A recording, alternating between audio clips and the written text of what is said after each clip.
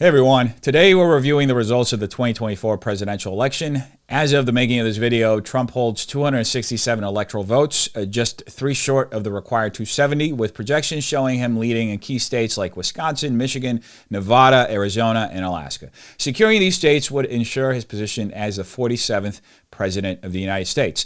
Now, Trump's win in Georgia, North Carolina, and Pennsylvania were pivotal, solidifying his path to victory. Winning Wisconsin and Michigan in particular has made this election a commanding win, placing him far ahead in the electoral count. Furthermore, he presented a strong challenge in traditionally Democrat Virginia, even holding a substantial lead at one point, which was unexpected. One of the most notable shifts from his 2016 win is Trump's lead in the popular vote. He currently has around 68 million votes, an estimated 5 million more than Kamala Harris. This represents a significant development given that he did not win the popular vote in his 2016 campaign against Hillary Clinton. Beyond the presidential race, Republicans have also made gains in Congress. They've secured a Senate majority by flipping 2 seats and are close to achieving a House majority, with 190 seats currently held.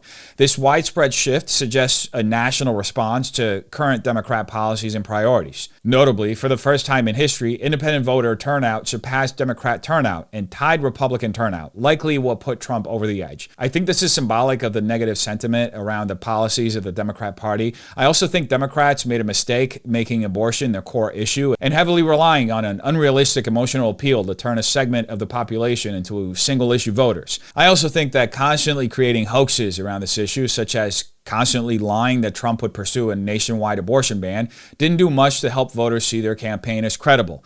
That being said, according to exit polls, only 11% of voters indicated abortion rights as their primary concern, while 34% identify the economy and another 34% voted with a focus on saving democracy. The irony is inescapable. The same Democrat Party that constantly screams from the mountaintops that Trump is a threat to democracy is the same party that's ousted by a majority of voters concerned with saving democracy. It's now evident that a considerable portion of the electorate seems to believe that American democracy would be best preserved by dropping the Democrats from the House, the Senate, and the executive branch. Truly an acidic burn. The outcome of this election is a reckoning for many Americans who realized that the true danger to democracy are in fact the Democrats and their mainstream media apparatus. This became irrefutable when Democrats chose to supersede their own primary process and dump their rightly elected presidential candidate, Joe Biden, after an abysmal debate performance, and install a puppet of a candidate that doesn't appear to stand for anything or be much of an authentic human at all.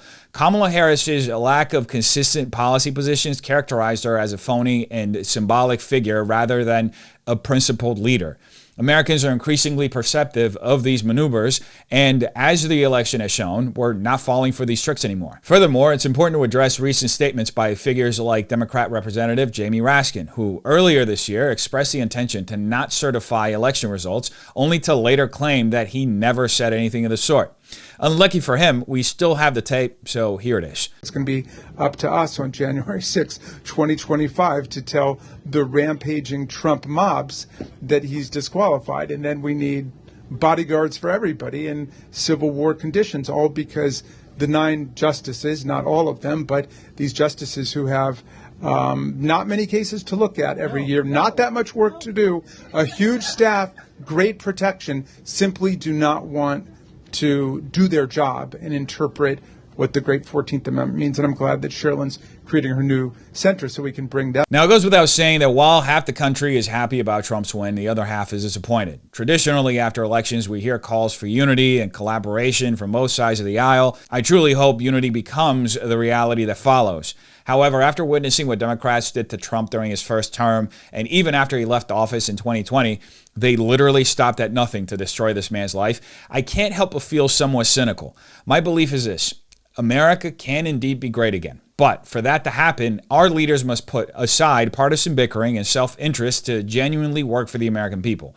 We're tired of endless foreign wars and placing everyone else ahead of Americans. We need to focus on healing America and rebuilding our own nation. History has shown us this is achievable. Whether one agrees with the direction of today's results or not, one thing remains true: America is still the greatest country on earth. Thanks for watching. Peace.